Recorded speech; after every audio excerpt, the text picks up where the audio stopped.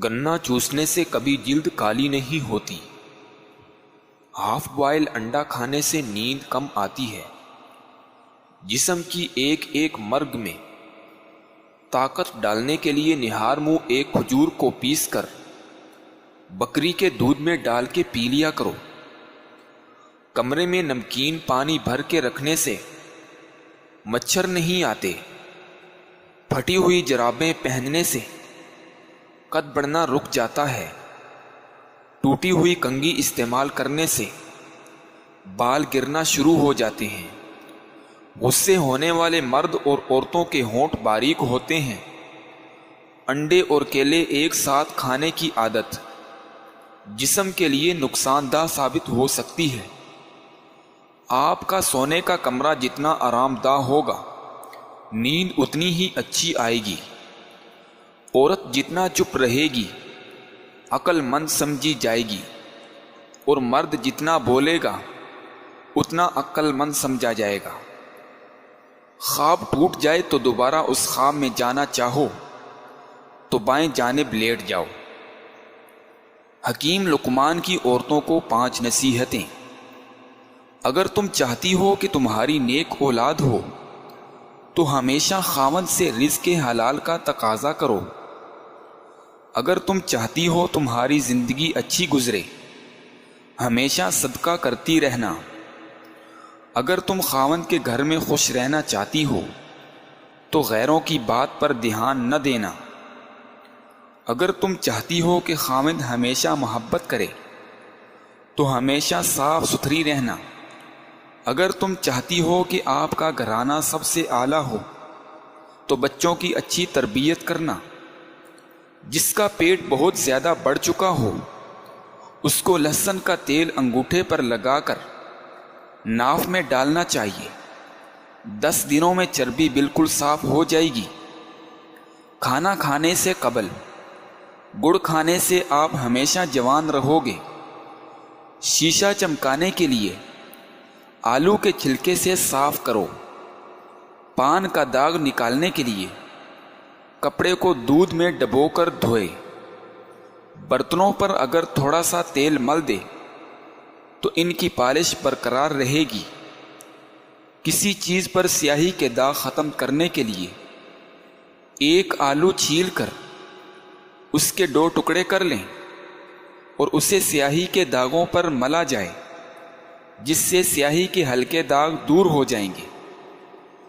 جن لوگوں کے منہ میں اکثر چھالے ہو جاتی ہیں، وہ کھانے کے بعد تھوڑی سی سونف منہ میں ڈال لیا کریں۔ دہی اگر بہت کھٹی ہو گئی ہے تو اسے ضائع کرنے کی بجائے اس میں چاندی کے زیور کو بھگو دیں اور تھوڑی دیر بعد دھو لیں۔ زیور بالکل چمک اٹھے گی۔ اگر آپ ہنسی نہیں روک پا رہے تو اپنے آپ کو چٹکی کاٹیں۔ اگر آپ سوتے میں خراٹے لیتے ہیں تو سونے سے پہلے گرم پانی میں نمک ڈال کر غرارے کیا کریں۔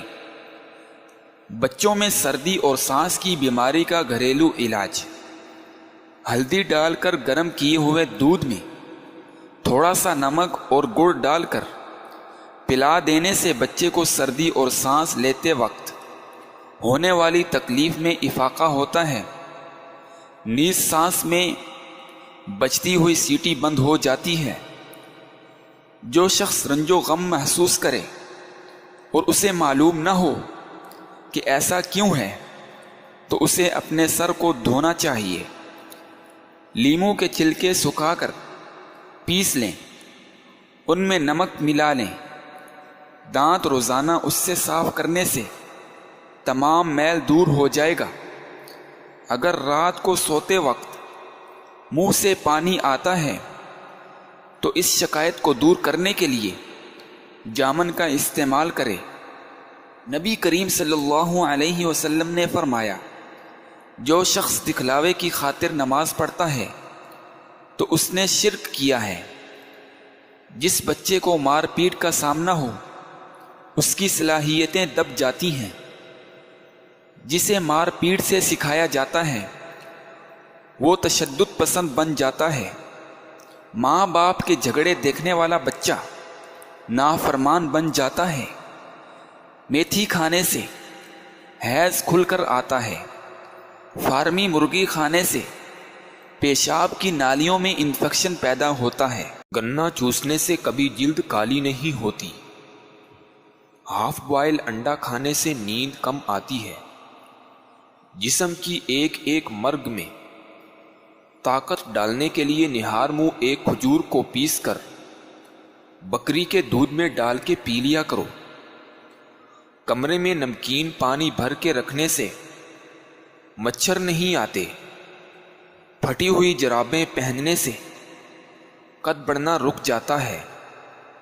ٹوٹی ہوئی کنگھی استعمال کرنے سے بال گرنا شروع ہو جاتے ہیں۔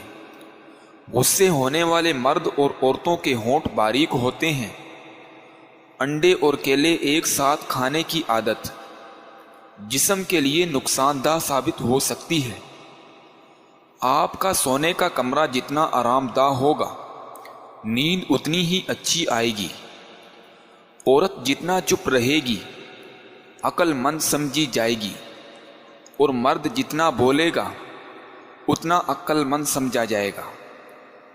خواب ٹوٹ جائے تو دوبارہ اس خواب میں جانا چاہو تو بائیں جانب لیٹ جاؤ۔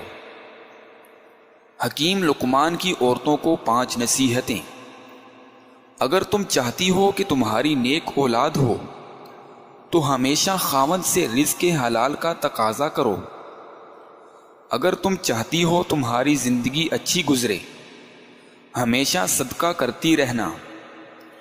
اگر تم خاوند کے گھر میں خوش رہنا چاہتی ہو تو غیروں کی بات پر دھیان نہ دینا۔